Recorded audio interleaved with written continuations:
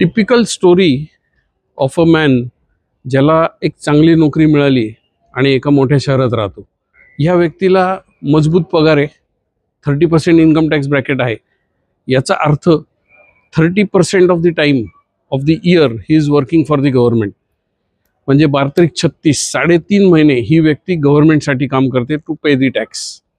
अर्थातच एक मोठं घर आवश्यक आहे, सो ही व्यक्ती लोनवर घर घेते आणि त्याचा EMI टिपिकली त्याच्या इन्कमच्या 30% असतो. So he works for 30% of the time for the bank.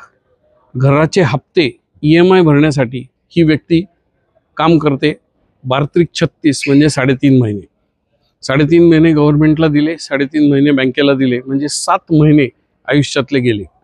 Plus या EMIच्या प्रेशरमुळे अनेकदा अशी कामं करत राहतात जी ॲक्च्युली त्यांना आवडत नाहीत.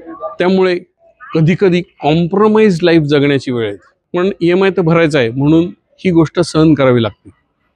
आता जर कॅल्क्युलेशन आपण केलं तर 12 पैकी 7 महिने बँक आणि गव्हर्नमेंटला दिलेत.